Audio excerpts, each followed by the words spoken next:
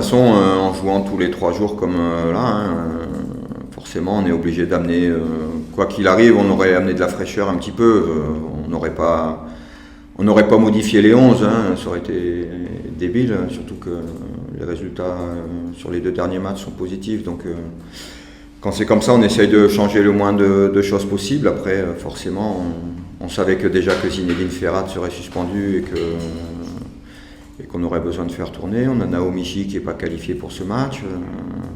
Donc on savait qu'on aurait besoin de compléter le groupe un maximum sur ce match-là. Peut-être pas dans des proportions aussi importantes, parce que les blessés de dimanche, autant de blessés, on ne les avait pas trop anticipés, mais il faut qu'on fasse avec et il faut qu'on avance malgré tout.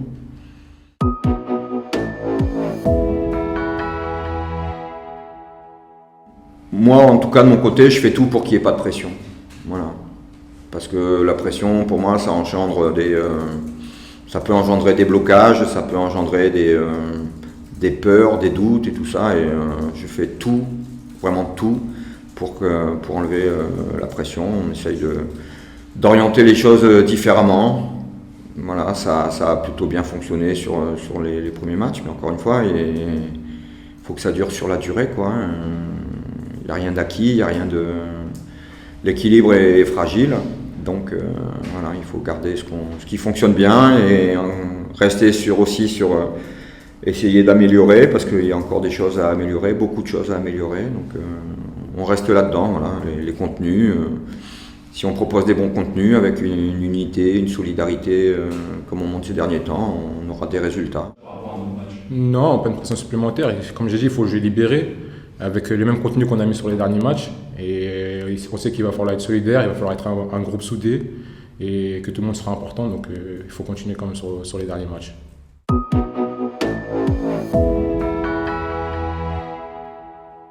Après, sincèrement, moi je suis beaucoup sur le jeu de mon équipe et sur la prépa, sur le débriefing, sur vidéo de nos matchs à nous.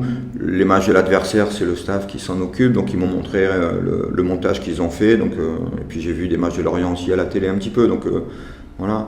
Mais en tout état de cause, ce sera du 11 contre 11. Après les systèmes, on verra demain comment ça s'anime tout ça, comment eux ils abordent le match, comment nous on l'aborde. Mais je pense qu'eux aussi, ils ont dans l'esprit ils ont besoin de fraîcheur aussi en jouant tous les 3 jours. Ils ont eu un match difficile contre Lille, je pense qu'ils y ont laissé aussi beaucoup d'énergie, donc pas évident qu'ils remettent le 11 même de départ. Il y aura peut-être 1 ou 2 ou 3 changements. Voilà.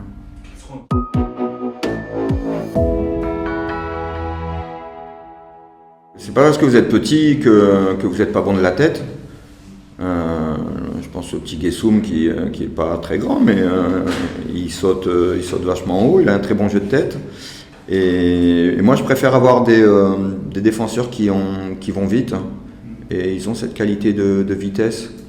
Voilà, donc c'est toujours pareil, quand vous avez affaire à des attaquants qui mesurent 1m95 et qui sont très très forts de la tête, ça va effectivement poser un problème à un moment donné. Mais ce genre d'attaquant aujourd'hui, c'est pas ce qui... c'est pas le profil qu'il y a le plus aujourd'hui dans les équipes de Ligue 1. Donc contre Bordeaux, c'est passé, et voilà quoi. Moi, la taille c'est important, mais c'est pas non plus fondamental dans mon esprit pour en Charnière.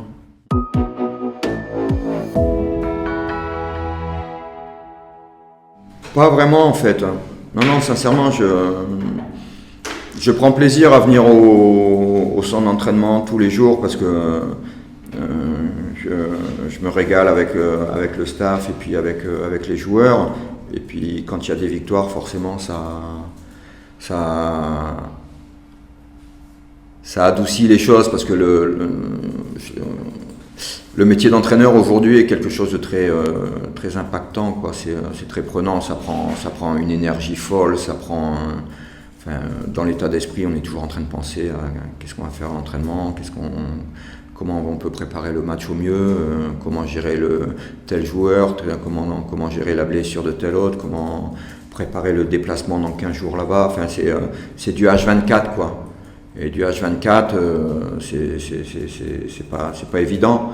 Donc, à petite dose, ça va. Moi, je me suis, encore une fois, si tout va bien, on ira jusqu'à la fin de la saison. Je me suis programmé comme ça jusqu'à la fin de la saison.